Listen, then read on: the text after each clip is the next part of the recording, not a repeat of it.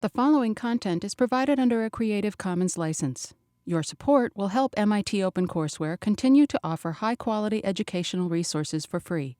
To make a donation or to view additional materials from hundreds of MIT courses, visit MIT OpenCourseware at ocw.mit.edu. Okay, let us start. So let me first quickly remind you what we did at the end of last lecture.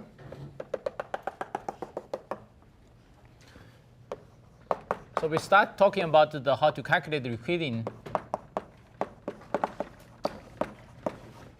correlation functions, or how to relate the Euclidean correlation functions in the field in the boundary field theory to the Bach quantity. So the question we are always interested in. So the question we are always interested in the field theory is the generating functional. And so this is defined, say, in the Euclidean theory to be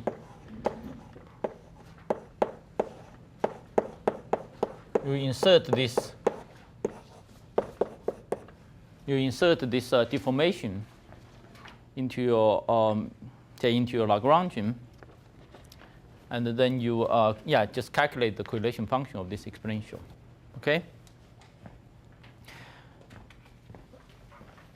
So even I write down a single field phi, single source phi, and a single operator. So you should really understand this as the collection of all possible operators, all possible local operators, and all possible corresponding sources you can put in. And also another important thing is that you should imagine this exponential as a power series. Okay, so this exponential should, for the purpose of the generating functional, and this exponential should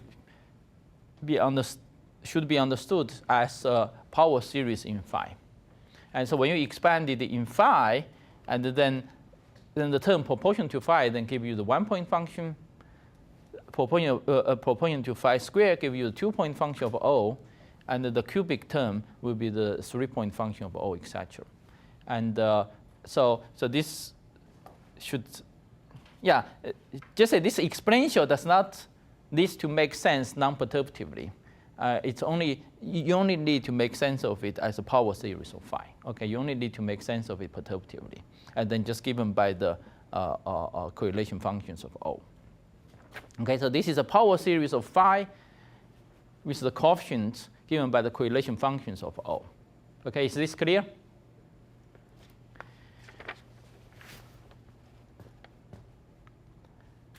And then we argued last time that given the relation phi x is related to some operator, to some field phi, to the boundary value of phi,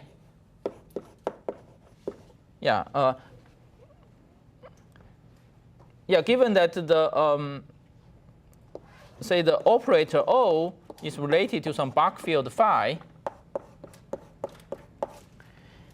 and the non-normalizable modes, the boundary value of phi should be related to the source corresponding to this O, then you can in some sense immediately write down what this generating functional should correspond to on the gravity side, because this can be considered just a partition function with this deformation, and then this should be the same as the partition function on the gravity side. Then we should expect that CFT phi to be the same as the gravity partition function with the boundary condition. Okay? So we expect this to be true. Okay? And so this is just a heuristic way of writing the more precise relation. For example, for scalar, the way to understand is that phi xz as z goes to 0 should goes to phi x zd minus delta. Okay? So this is a precise mathematical meaning of this relation. So the boundary value of capital phi should be given by the small phi. And of course, depend on different fields, and then this power may be different. So last time we talked about say for conserved current, which is due to a vector field, and then this power will be 0. And then for the metric perturbation will be a different power, etc. Okay. So any questions regarding this?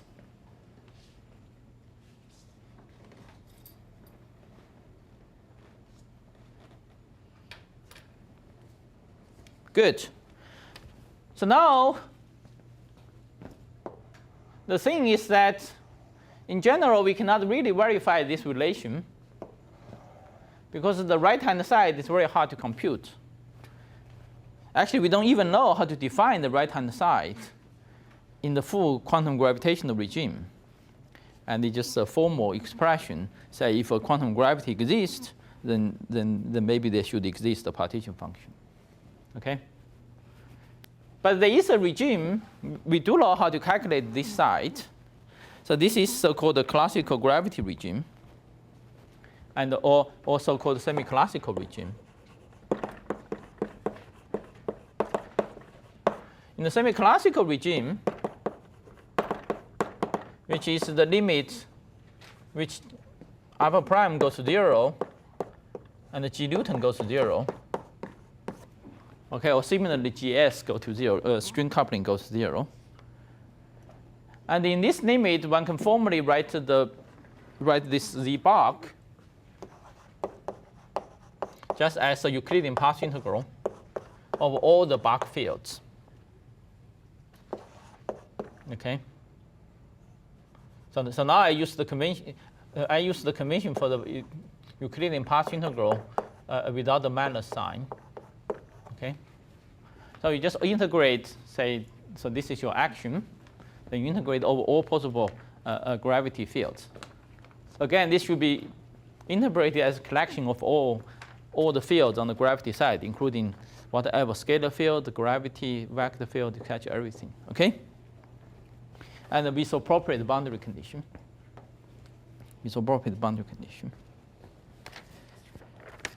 And so this SE. So this SE is just the Euclidean action, standard Euclidean action.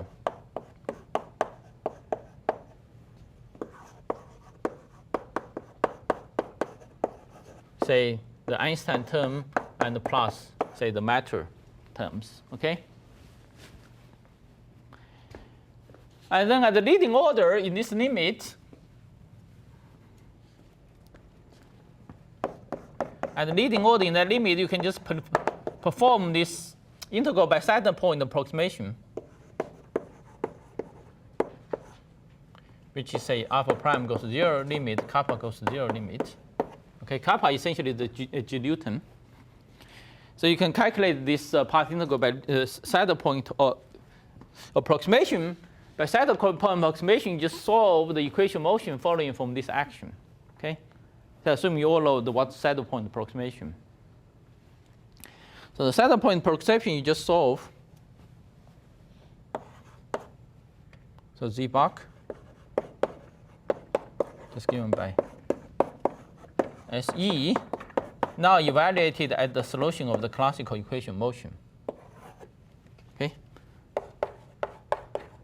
So phi C is just a classical solution.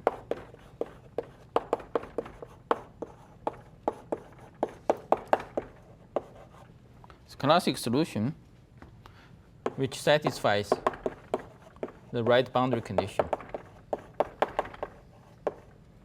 the required boundary condition. Okay?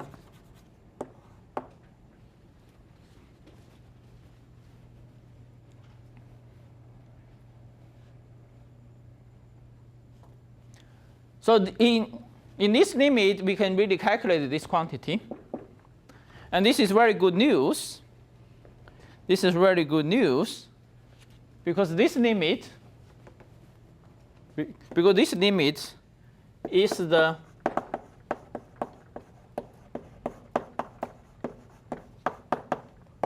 what we said before, n equal to infinity and the lambda goes to infinity limit of the boundary theory, of the super-Yang-Mills theory.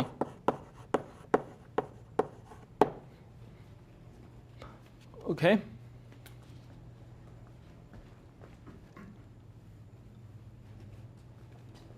So we can actually,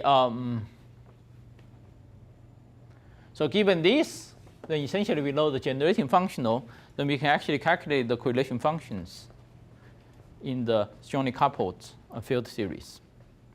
Okay? And just by solving the classical gravity equation, just by solving the classical gravity equations. Okay?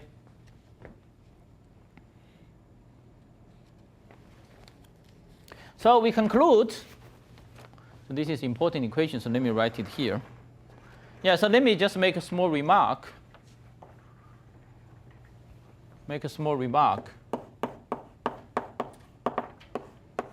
So to leading order, this correlation function essentially is controlled by this 1 over 2 kappa square. So this is 1 over Joule Newton. So remember when the previously we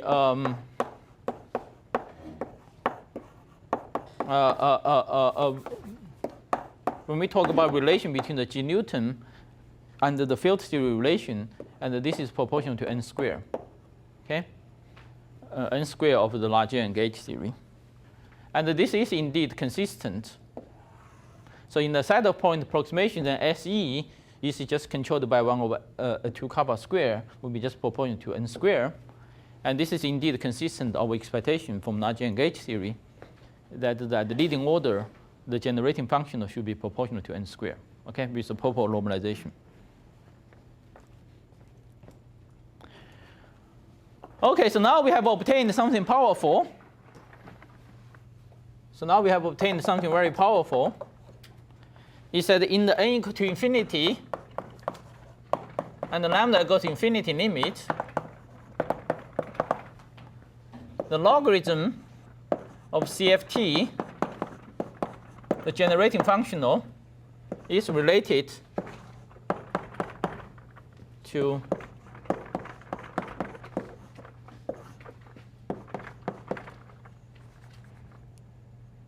with the boundary condition, the boundary value. Yeah, with the boundary condition, yeah, maybe. Yeah, just we have this with the boundary value with phi c goes to z to some power of phi x, and as z goes to 0. Okay?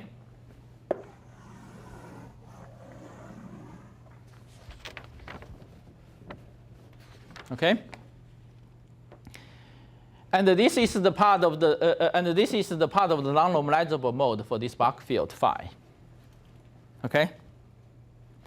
And this A, so this precise number A depends on,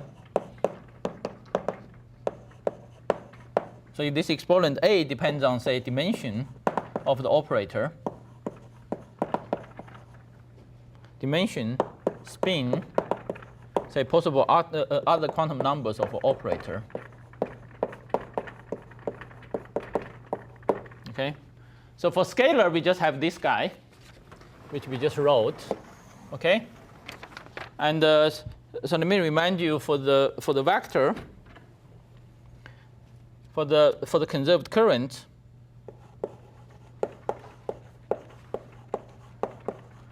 which is due to a vector field, to a gauge field, to a massless vector field, and then this gives you A equal to 0. Yeah, maybe this just gives you A equal to 0. In this case, so the leading non-normalizable term, so just the boundary value of the vector field is just given by the current to source to the current. And for the metric, we discussed last time is that for the photometric perturbation, which is due to the stress tensor, so this is corresponding to A equal to 2. Okay? So where this comes from is that, remember, last time we said A mu, say if you have a gauge field, say a mass square term, when you go to the boundary, then you get A mu, then plus some B mu, Z d minus 2. So you see there's no power here, Z equal to 0 here. Okay? Similarly, for the metric, component of the metric go to 0 goes to 1 over Z squared, say the boundary value.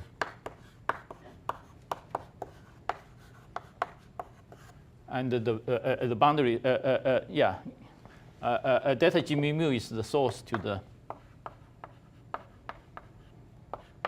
for T mu mu. So here the A is actually equal to minus 2. Okay? Or A equal to 2, yeah.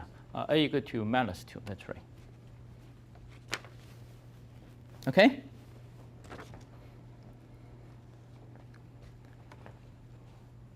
Any questions on this?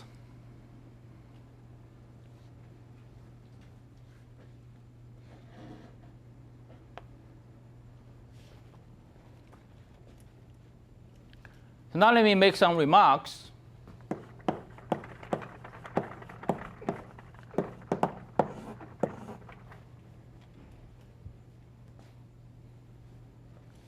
So the first remark is what I said a little bit earlier, is that the phi x in this generating functional should be considered as infinitesimal.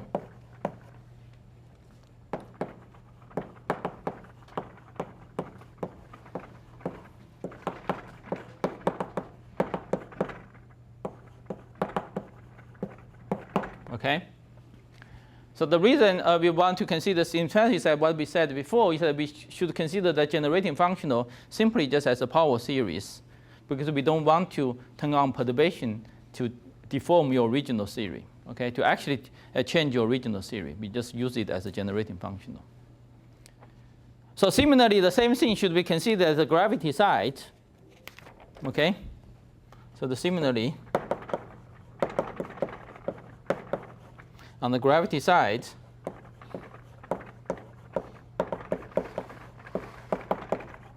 so this phi is due to the non-normalizable mode. So this non-normalizable mode should also be infinitesimal.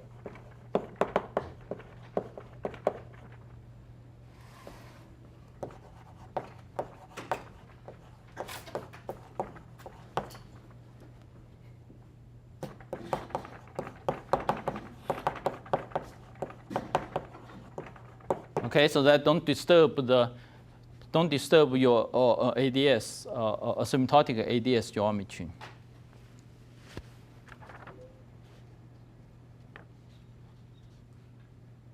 Okay, any questions?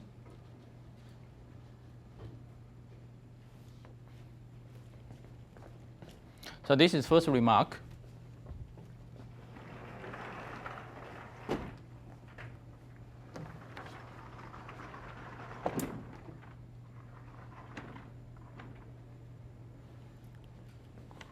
The second remark, now let me call this equation, let me give the equation name.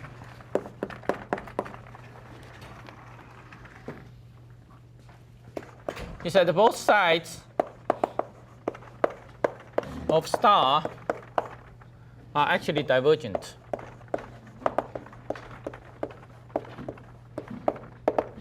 Okay, are actually divergent.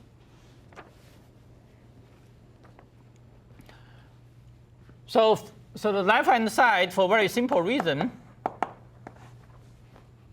we are considering a quantum field theory. We are considering a generating functional for composite operators in the quantum field theory. They're always short-distance divergences. when the two operators come together. Okay? So this is just the usual UV divergences of a QFT. Okay? On the right-hand side, we will see soon in the example, this is also divergent. And the reason it's divergent is also, we have seen it before.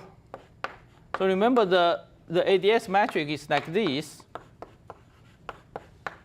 Okay, so this, as I write all boundary directions together in terms of dx squared. So because when you go to the boundary, z goes to 0, and then the whole matrix blows up. So essentially you have infinite volume. And essentially so roughly you can say this is a volume divergence.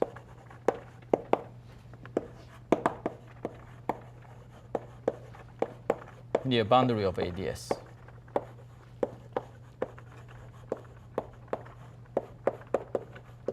Okay? So the relation between them, of course, is precisely what we call the IR-UV connection. So the IR, so the volume divergences associated, say, with the space-time have infinite volume, is related to the UV divergences in the field series site. Okay?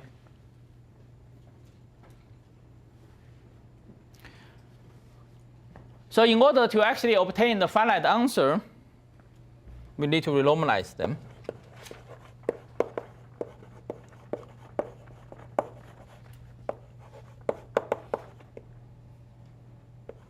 We need to renormalize them.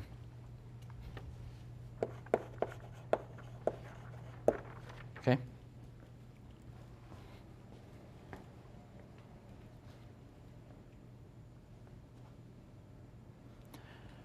So the idea to normalize them from the field theory point of view, essentially you need to add some counter terms to cancel the divergences.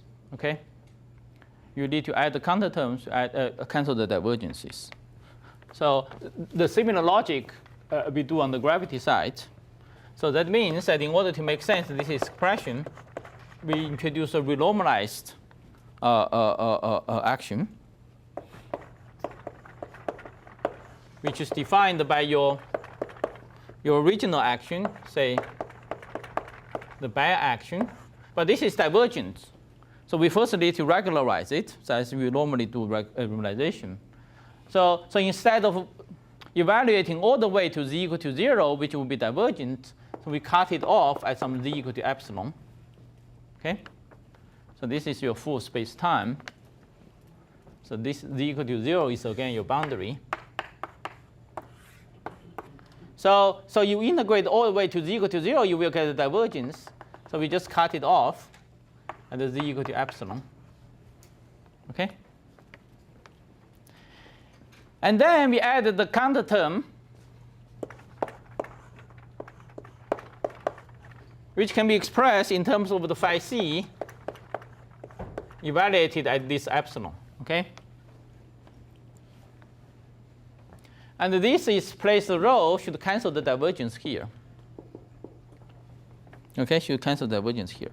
But this ST is much, so ST should satisfy some simple criterion.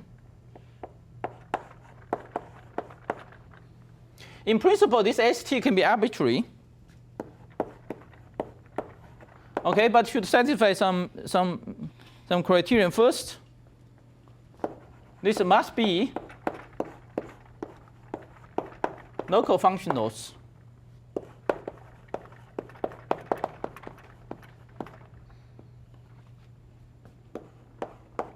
of phi c. Okay? The reason it must be a local functionals of phi c is because this should come from short distance physics. And short distance physics is not something we can really control, even in the renormalizable series. Even in the renormalizable series, we just look at the quantity which are insensitive to those short distance physics. So you always, so the short distance physics is not something we can control. But the one important thing about short distance physics is that they all must come from a single point, okay? So that means the counterterm you act must be local, okay? And of course must be covariant, etc. So local, covariant, satisfy those basic conditions, and the covariant, etc. So that with all the right symmetry. Essentially, this is the only condition those counterterms should satisfy. And then you can just choose your counterterms to cancel the divergent terms here, okay? But now the key thing is that this is different from just throwing away the divergent term here. Because this counterterm also contains some finite terms. So as normally in your quantum field theory, that may change the finite terms here. And those finite terms are constrained by the locality and the covariant and those symmetries. And it's actually, there's no ambiguity in them. Okay? Even though the divergent term, in some sense, there's ambiguity, but the finite term, there's no ambiguity. And so we will see an example at the end of this class. Okay, so we need to renormalize them, and this is the criterion to normalize it. Okay? So once we have renormalized it, then we can just obtain the endpoint function. So the general endpoint function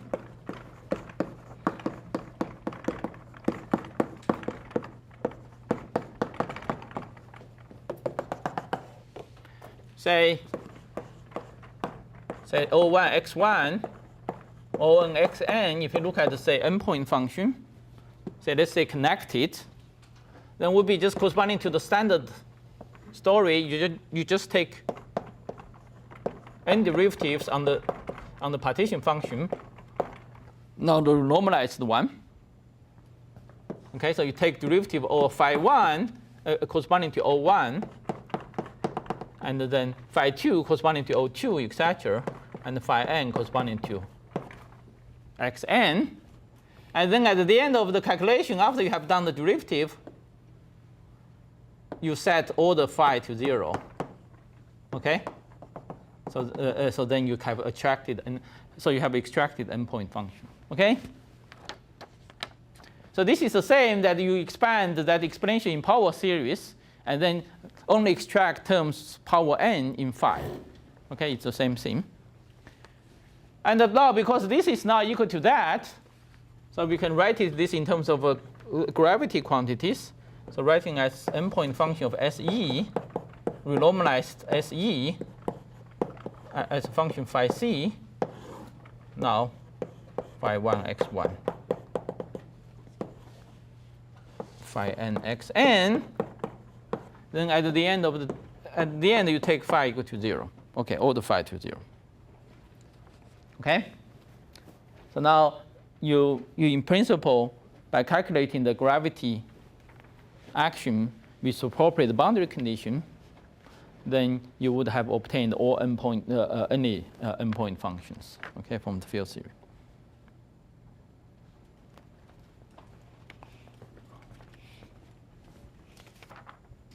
Any questions about this? Yes? Can we check the relation star on the lattice? Can you check that? Yeah, in principle you can. But it's just not easy to do. And have people tried? So people have tried, not for super Yang-Mills theory. So there's some version of this for some matrix quantum mechanics. People have tried. In matrix quantum mechanics, on the left-hand side, you can actually calculate using the lattice, or using Monte Carlo, so maybe not lattice. It's just a matrix integral. Yeah, you can calculate it using the Monte Carlo, and then you can compare with the gravity. Then they turned out to agree with very high accuracy. But for super Yang-Mills theory, the left-hand side is not doable yet, using lattice calculation. So, and the one particularly important thing is the one-point function. So let me just separate it to mention a little bit. So one-point function is important because it's this is the one-point function is just expectation value, which of course we often are interested in. So if you have a symmetry breaking, whether you develop expectation value or if you want to extract the, say, expectation value of a stress tensor, etc. So the one-point function is of very special importance in many cases. And also, if you know the one-point function in the presence of the source, then essentially you actually know the full n-point function. Because you can just take the derivatives here, then you can get the higher point functions. Because the if you know the source here, if you take one derivative, now you get 2-point function, etc. Okay. So one-point function. So one-point function we can write it as the following. So you just take one derivative.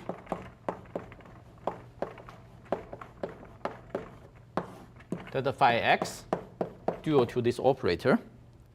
Okay. So now let's do the scalar case, but similar can be applied to other case. Okay. So you can just replace this phi x by the boundary value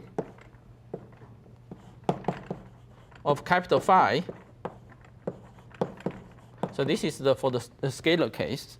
You can write it as delta SE R phi c, and write as a derivative over phi c zx, and as z goes to 0. Okay, because phi c has to approach phi with this power, and essentially you just replace it. Okay. But the reason we want to write this form, because this form have a very nice geometric interpretation.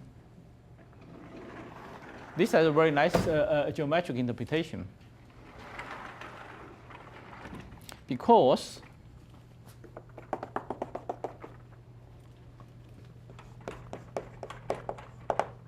delta SE delta phi c evaluated as Zx should be equal to phi c Zx.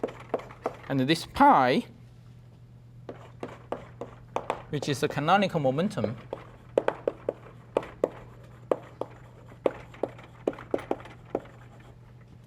conjugate to phi, treating the z direction as time.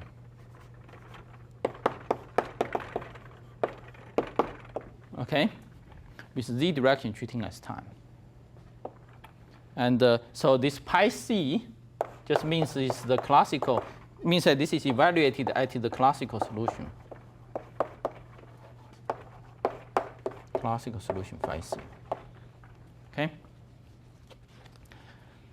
So this expression, is this expression obvious to you? No. Well, just from Euler-Lagrange, right? Just from like the Euler-Lagrange equations, essentially, right? Yeah. This is the yeah. Actually, I forgot the name of this equation. Maybe it's normally this equation is taught in the so-called Hamilton-Jacobi theory. It's normally called in the Hamilton-Jacobi theory. And but this is a well-known fact in the classical mechanics. Let me just tell you one thing. So consider you have a, say, the classical mechanical system, say, evolved from T0 to T1, okay? And then suppose you have already found your classical solution. So this is, suppose this is a classical trajectory. And then suppose you evaluate your classical action. Say, so this is T0 to T1, dt, all evaluated at xc, xc dot, etc. Okay? So xc is already a classical solution.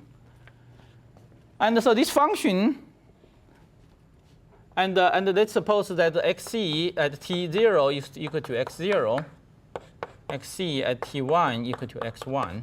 So this is the initial value of the and the final value of your trajectory. Okay.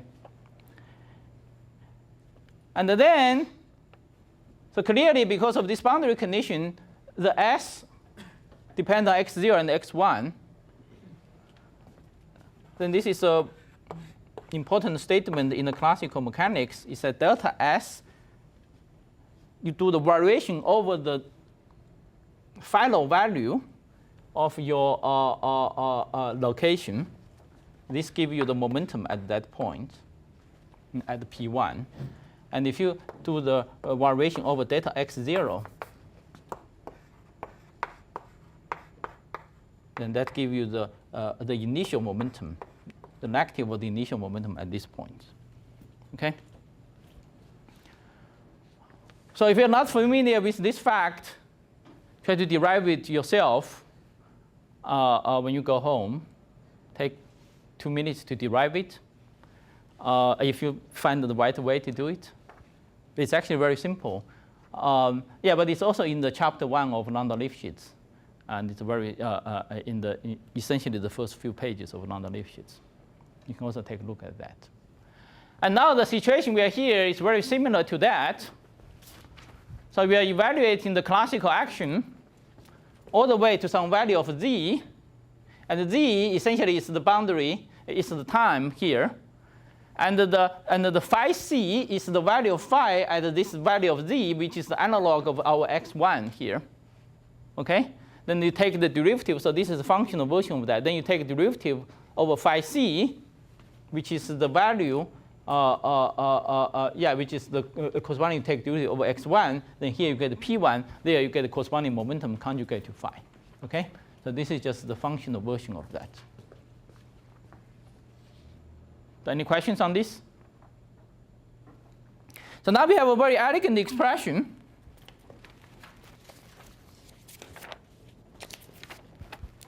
It's a 1-point function. He said now if you look at this, now the 1-point function, say even in the presence of the source, it just is equal to 0 limit d to the power d minus delta pi c zx. And of course, this should also be renormalized because because here we use renormalized r. So here should also be renormalized. So here, yeah. Okay.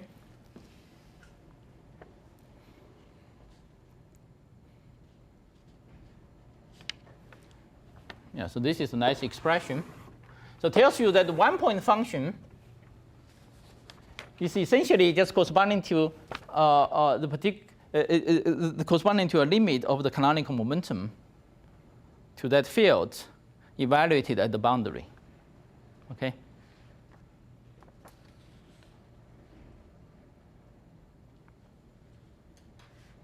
So now with a little bit of effort, we will show.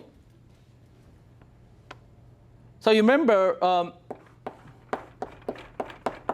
phi xz, when you go to z equal to 0, as we said last time, equal to ax, you have two asymptotic behavior.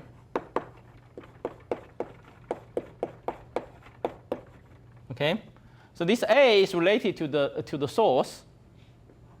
So a is related to the phi. So we discussed last time a is related to the phi. Okay. So now you can show using this expression that the 1-point function is actually exactly equal to 2 nu times b. Okay. And the nu, let me just introduce my notation, remind you which we have used last time, is that the delta. So last time we derived this delta equal to d divided by 2 plus nu, and the nu is equal to d squared 4 plus m squared r squared for scalar field. Okay. So you can show. So we will do that. We will reach this point at the end of this class. Okay. So you show that actually the 1-point function precisely just given by b. So this is very nice. This is very nice. So you have two asymptotic behavior. The one of them is related to the source, and the other is related to the expectation value. Okay?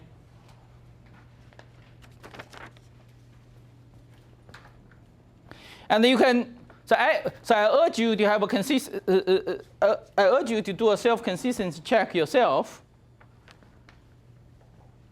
As we did last time, that with this relation, you can determine the dimension of this operator, which is precisely delta.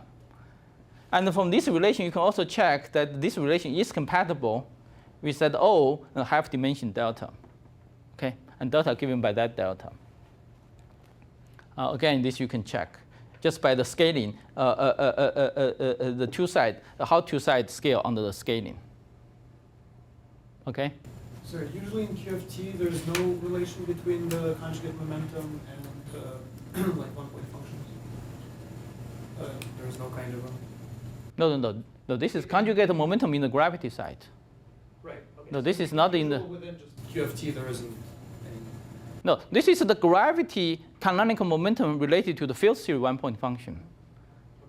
This has nothing to do with canonical momentum on the field theory side. Yeah, so this is the canonical momentum on the gravity side. The boundary value of the canonical momentum on the gravity side with the radial direction treated as a time, which give you the one-point function on in the field theory. Yeah. Good.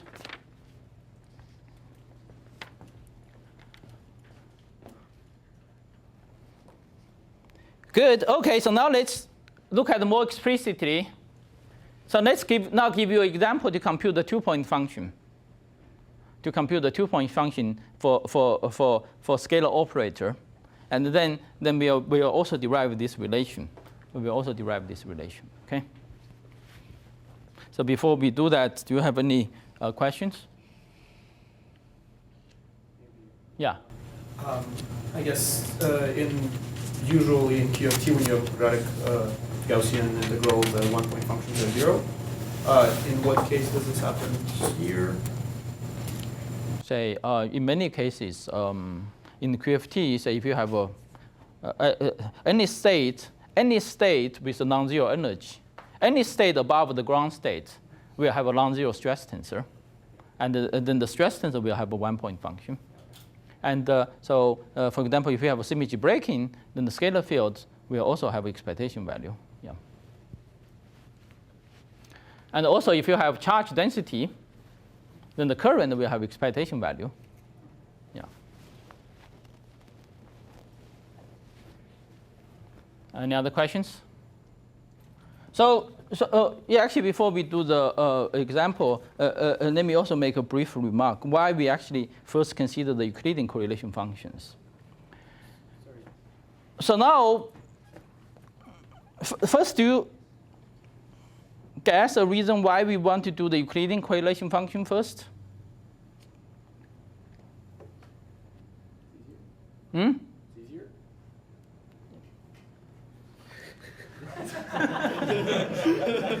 It's true. It's true.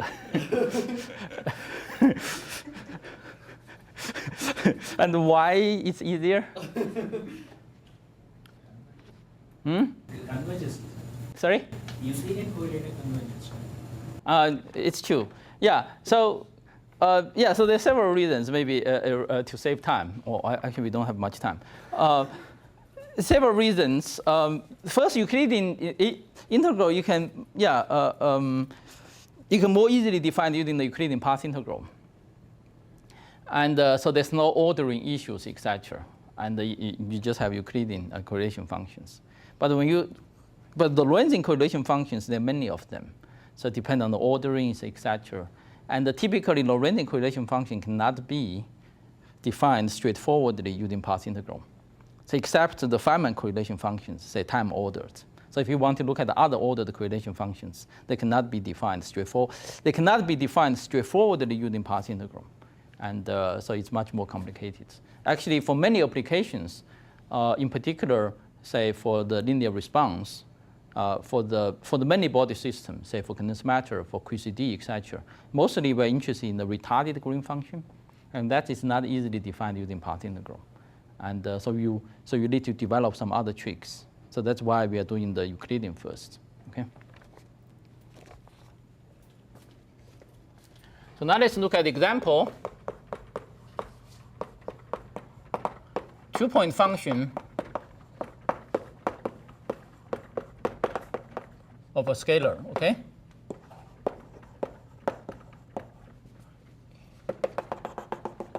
So this is essentially the simplest example. And for a 2-point function, then you only need to have the quadratic term in phi, okay? And it means here you only need to include the quadratic term in capital Phi. So that means it's enough just to consider the action to the quadratic level. Okay? So that means that if you are interested in the 2-point function to leading order, then you can just look at the quadratic action. And for scalar, then for scalar operator O, then you are just dual to a massive scalar field. So we can write down Euclidean action.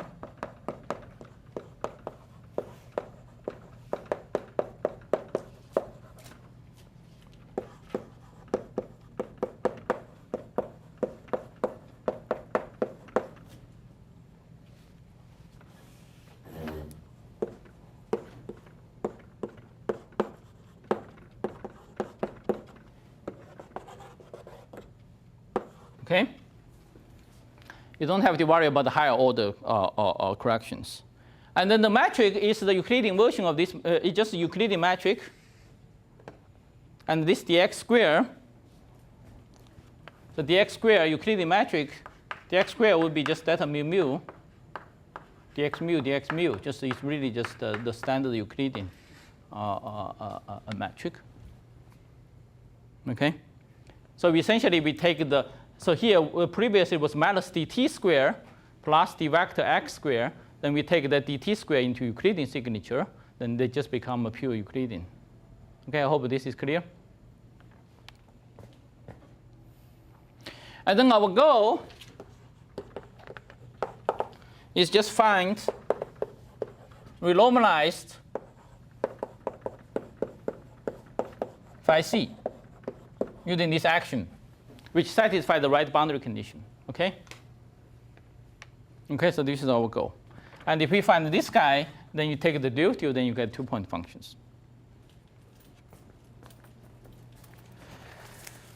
Okay, first you can write down the canonical momentum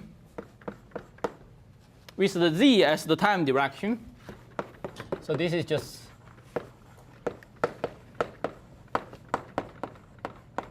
okay, so this is the canonical momentum. And the equation motion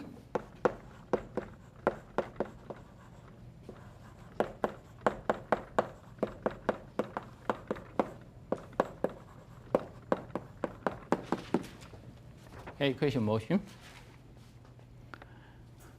And again, because of a translation symmetry in those x in the boundary directions, we can write it in the Fourier transform. We can write xz in the form of a kz, say exponential ikx, just as we did last time when we solved the free theory. And this gives you, so you plug this in, then you put in the explicit metric here. Then you get the zd plus 1 partial z, z1 minus d plus z phi plus minus k square z square phi and minus m square r square phi equal to 0. Okay?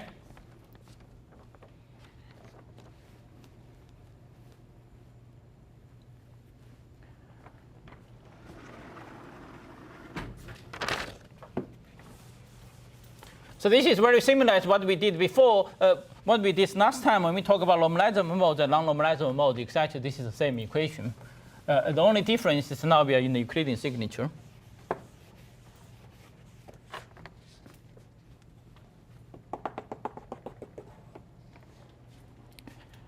So this equation can be solved exactly, so in terms of Bessel functions. But actually, we will not need the explicit solution until at the end. So for now, I will not try to solve it explicitly. Okay, so I will only do that at the end.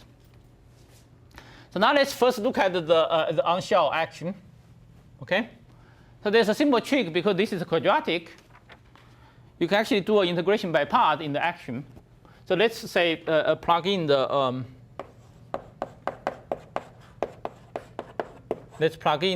classical solution to this equation. Okay, to the classical equation into this action. So let's do an integration by part in this term.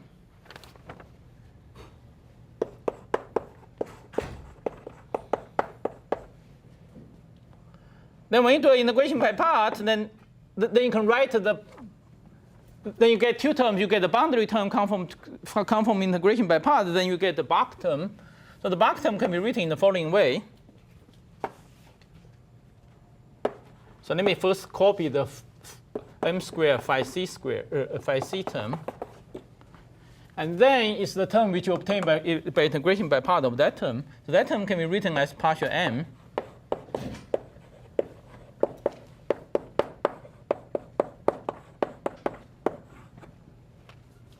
Okay? And then plus the boundary term.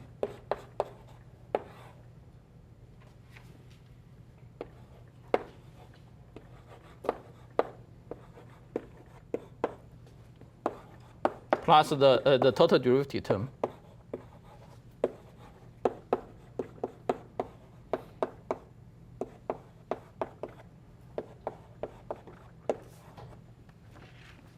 Okay, I just did the simple manipulation. I did the integration by part here. Okay. So now you recognize this guy is precisely the combination which appeared in that equation motion. This is always the case when you have a quadratic action. Okay? So this is just 0. So we don't need to worry about this. So this term just identically 0. Okay, on shell. So this is just equal to 0. And so we only have a boundary term. So this is the total derivative, but the only boundary. So we always ignore the boundary term in the, say, in the directions along the boundary. So you only need to worry about the boundary term in the z direction. In the z direction. So and then this just translates into the z equal to 0 and the z equal to infinity. Okay.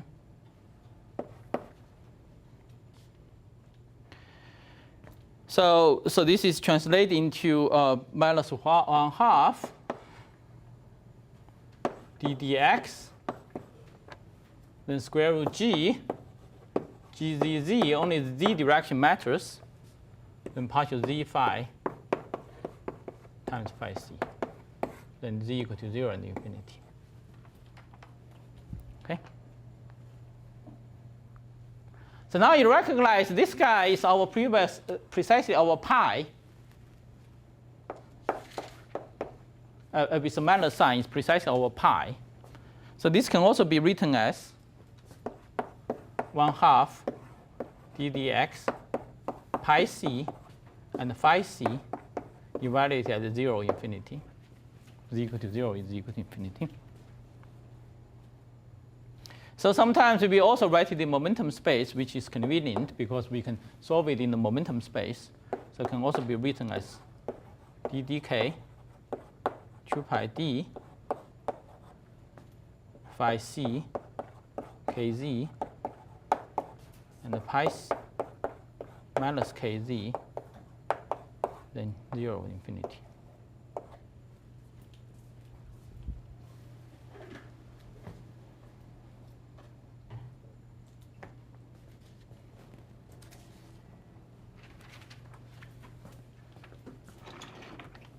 Okay. So we have now reduced it to evaluate this on-shell action to just two boundary terms at z equal to infinity and z equal to 0. Okay? So now we will later see that at infinity,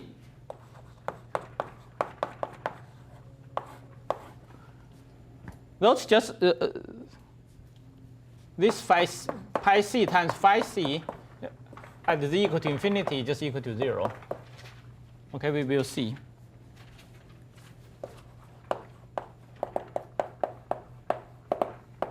Okay. So we will see explicitly that in the right solution, that both pi c and phi c they goes to 0. But actually, there's also a simple way to argue without looking at the explicit solution that this is actually generically also 0 for the following reason. Is that at infinity, of course, at infinity, we want in order for solution to be well defined, so we should also require phi c or partial z phi c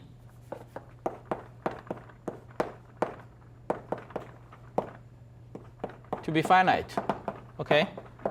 We don't want them to diverge. Then you have a singular solution. Okay? So we want them to be finite. And now you see the pi,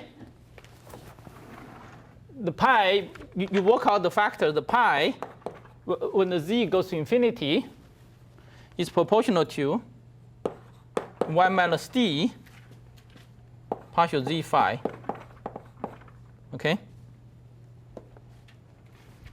Because of the square root g there, take the determinant is 1 over z to the power d plus 1.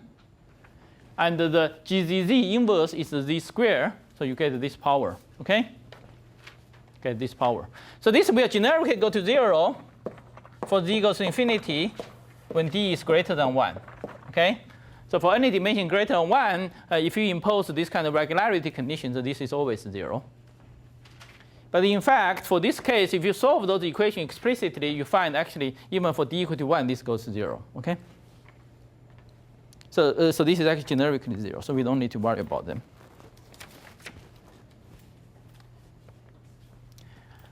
So now let's just focus on the z equal to 0 side. Okay, now let's focus on z equal to 0 side.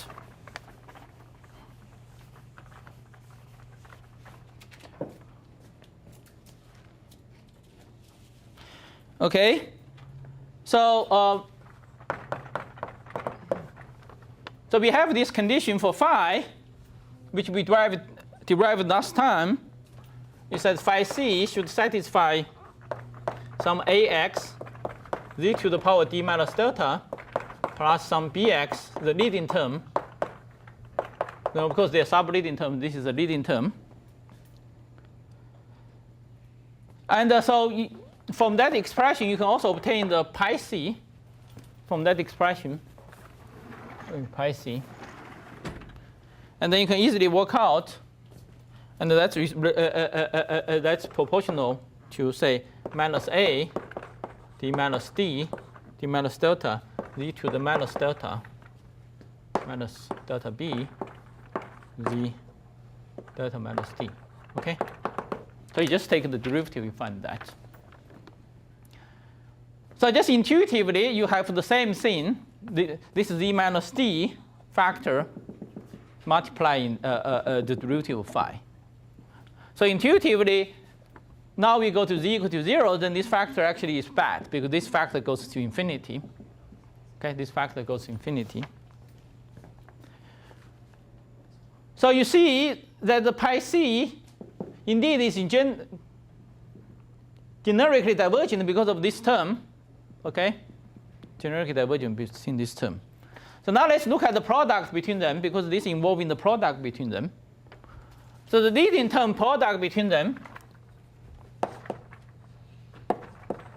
phi c is proportional to d to the power d minus 2 delta. Okay. So this is our expression for the delta. And nu is always greater than greater or equal to 0. So we see that this term was always divergent.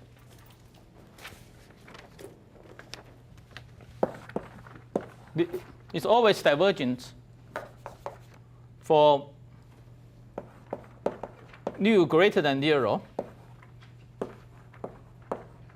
Okay, for nu greater than 0. And for nu equal to 0, actually requires a little bit special treatment because for nu equal to 0, then delta equal to d divided by 2, then these two terms have the same power, then become degenerate, and there's a logarithm term. And again, there will be divergence, but I will not go into that. Okay? So the story is that this is always divergent. This is always divergent. So this is confirmed what we said earlier. So this tells you that SE phi c is divergent.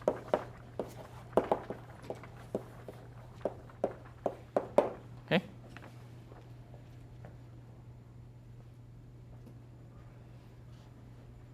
So we need to renormalize it. We need to renormalize it. So we need to add the counter term to it, okay? We need to add the counter term to it. So the choice of the counter term, as we said before, should be local and covariant.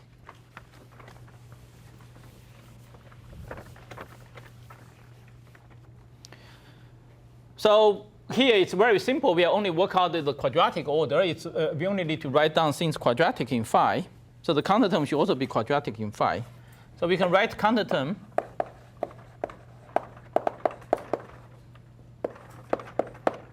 as the following. So it's easier to write in the momentum space. Say evaluated at this epsilon. So we need to introduce a cutoff equal to epsilon, and then introduce a counter term. So the counter term introduced should be local. So the local term, so at the quadratic level, all possible local terms can be written as follows. And you can write it in the momentum space as the following. So as something which is a function of k squared, phi c k, say z, phi c minus kz. Okay. So the criterion is that fk, so the locality means that fk must be analytic in k squared.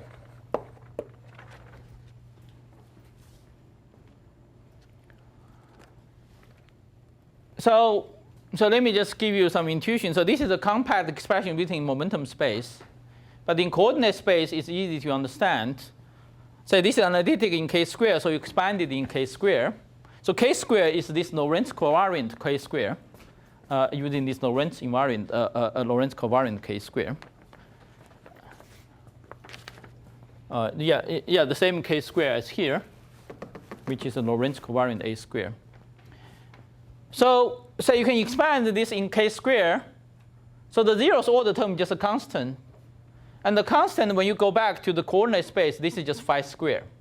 Okay, this is the simplest local term. You can write it in terms of 2 phis. And the next order term will be k squared. K squared, when you go back to coordinate space, this will be just partial phi squared, and etc. And indeed, these are the only local terms you can write down.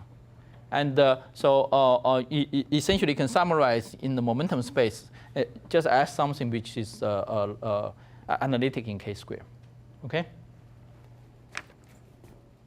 So now we want to choose the k squared to cancel the divergence. Okay? So we want to choose the case. Choose this to cancel the divergence. Okay?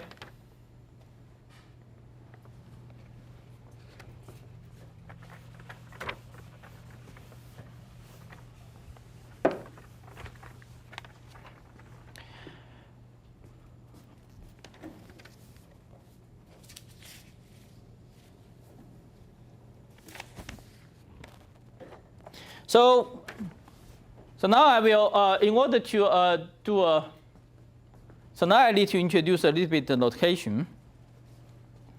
Because if we want to worry about the locality, And it's not enough just to look at this leading term.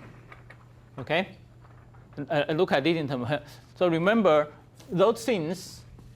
So those behavior that are obtained solving this equation by setting this to be 0. So when z goes to 0, limit to leading order, the kz just goes to 0 compared to this term.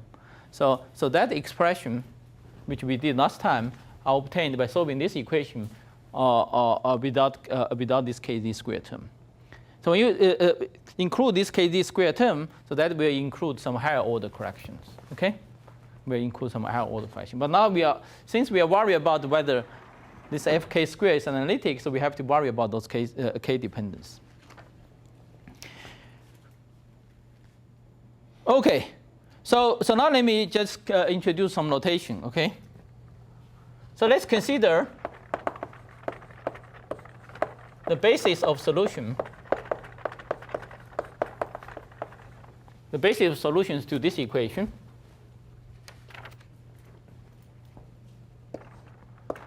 Phi 1, which I call phi 1 and phi 2. So phi 1 and phi 2 precisely are defined by these two asymptotic behavior. So phi 1 has the behavior that goes to d minus delta.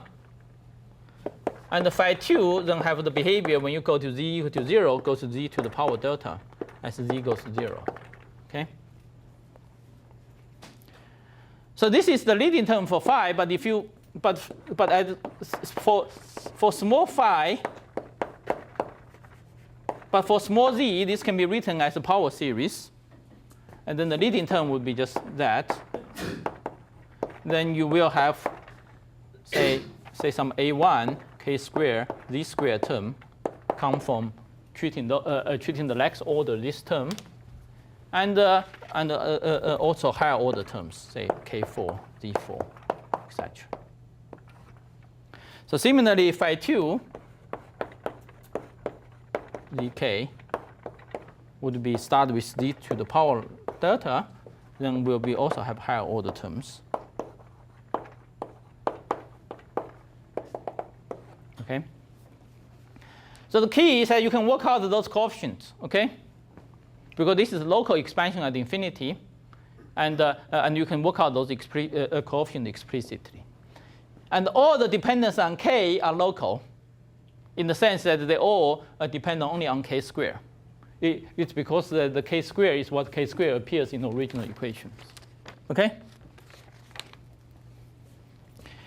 And similarly, you can work out the pi. So the corresponding pi 1 and the pi 2 are corresponding canonical momentum for them I call pi 1, pi 2. Okay? Then the pi 1, pi 2, each of them will have these two behavior. Okay, each of them will have these two behavior and along with these higher order terms. Okay?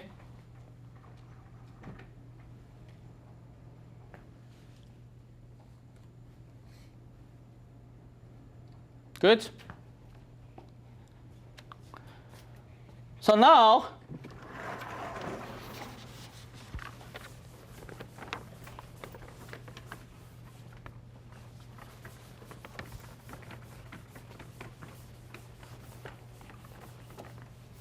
let's look at this our on-shell action.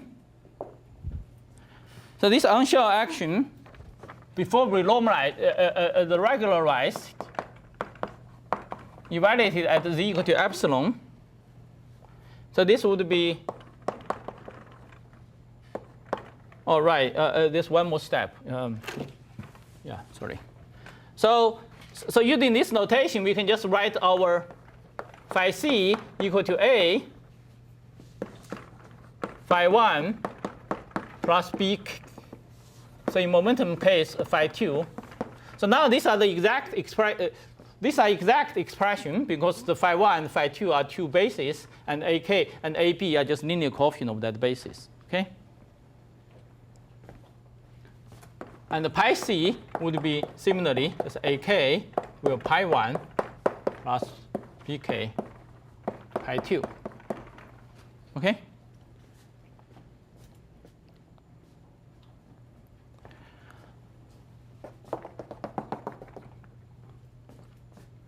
So And the SE phi c would be, if you plug this in,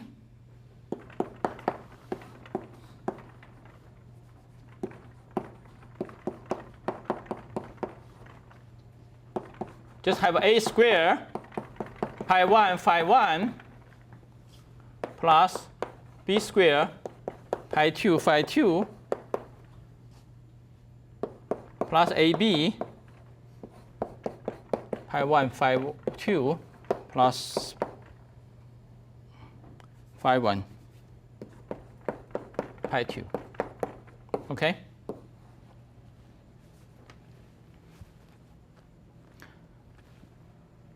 And this is one is divergent. So this is the one which is divergent coming from this from the expression we said before. Okay, this is divergent. So this is phi 1, this is pi 1. Okay? So this is divergent.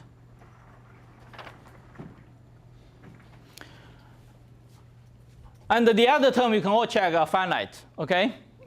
So this is divergent. So we need to cancel this term. But you cannot just subtract this term. You cannot just subtract this term because this term is not covariant. Because this term is not covariant. This term does not have the form of the phi square, etc. It does not have this covariant form. Okay? So this term by itself is not covariant, so you cannot just subtract this term.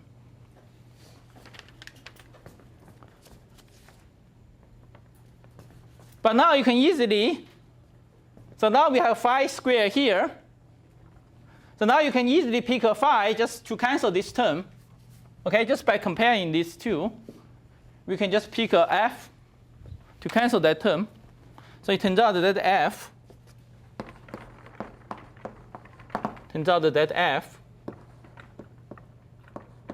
can be written as,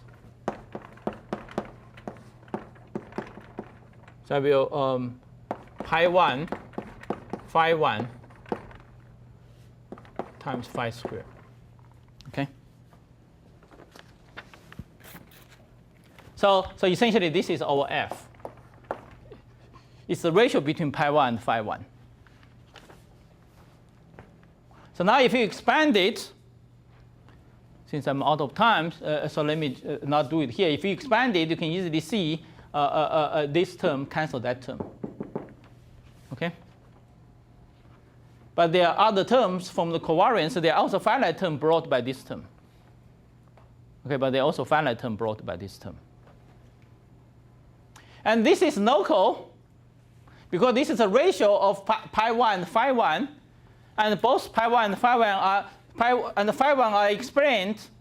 are obtained by solving this equation locally at infinity, just by power series, and dependence on k square is always analytic.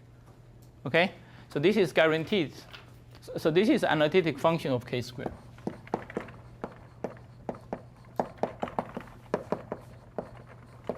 Okay, so take a little bit. So you take a little bit exercise.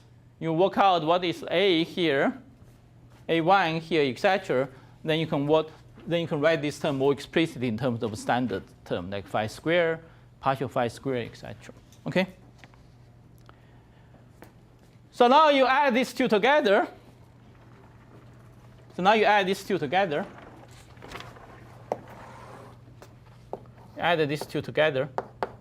You get renormalized counter term. Okay. Then you find the renormalized expression.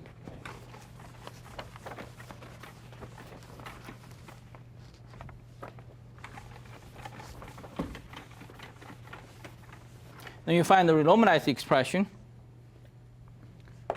is SR phi c is given by 1/2. Again, in momentum space, 2 nu a minus k dk. Okay.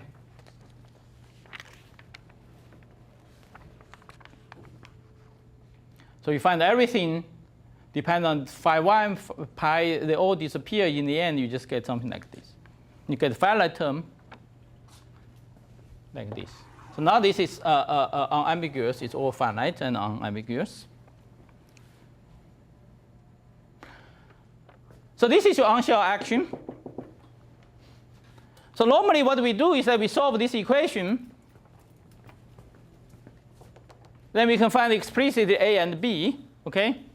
So we solve this equation for with the following boundary conditions. Is that we first impose the boundary condition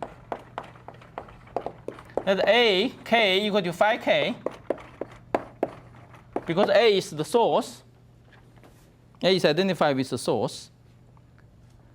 But we also need to impose regularity at z equal to infinity.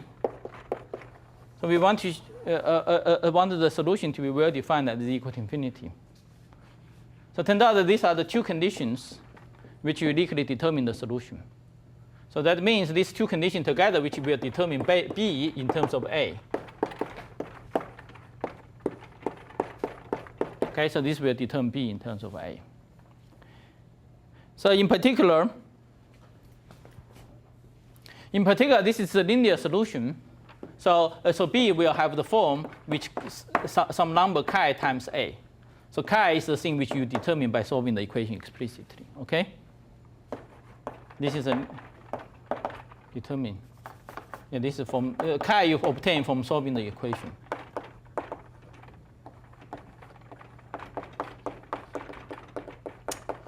I'm just short of a couple minutes. It's just so now you plug this into that. You plug this into that.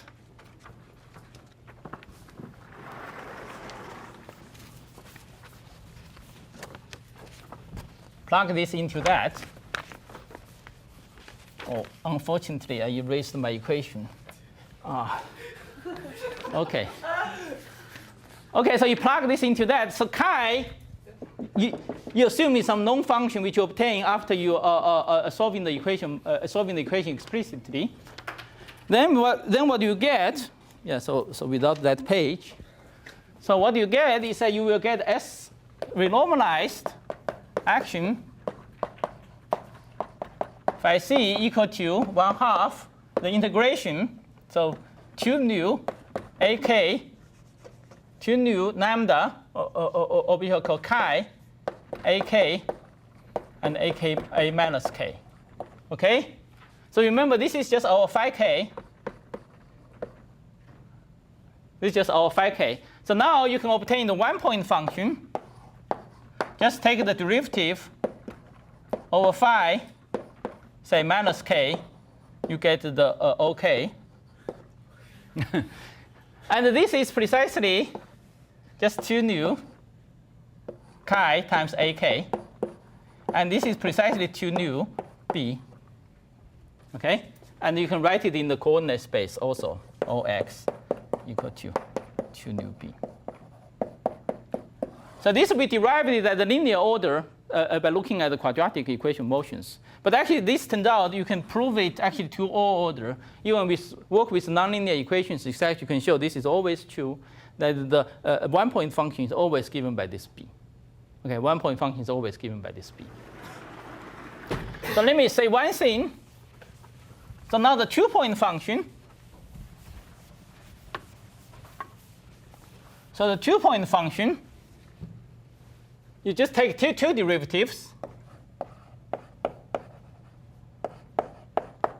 You take 2 derivatives. So that just gives you 2 nu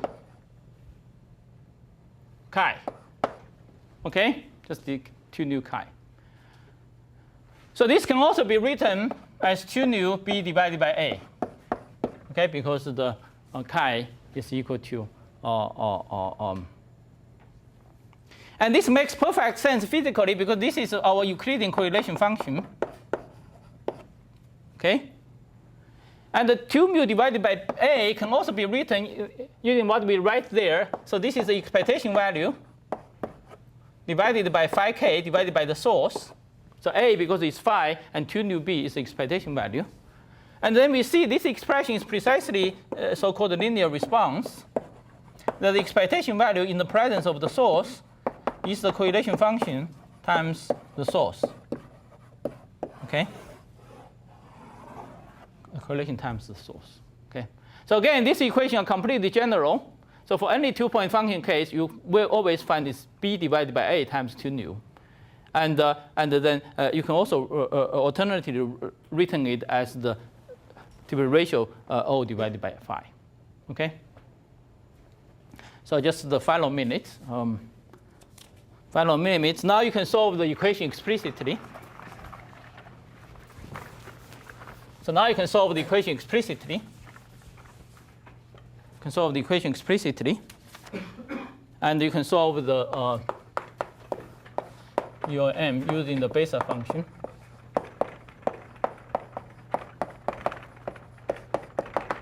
And then you find that actually the function which is no regular at infinity, at z equal to infinity, is given by this form, k. So this Bessel k function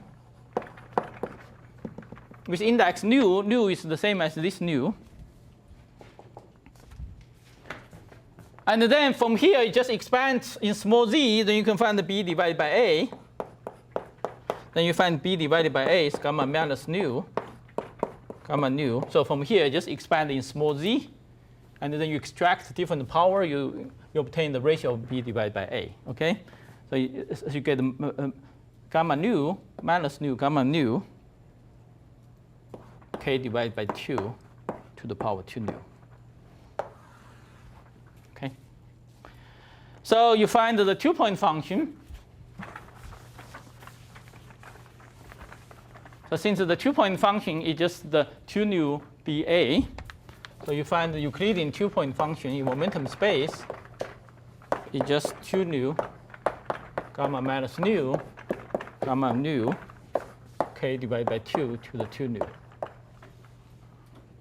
So in some sense, this is precisely what you expect because we are working with the conformal field theory. And the 2-point function can only depend on k as a power because there's no other scale. And there's no other scale. And the power is determined by the dimension of the operator. And for example, if you go to the coordinate space, so if Fourier transform go to coordinate space, so that just gives you the x to the power 2 delta. Okay. Sorry, so I will stop here.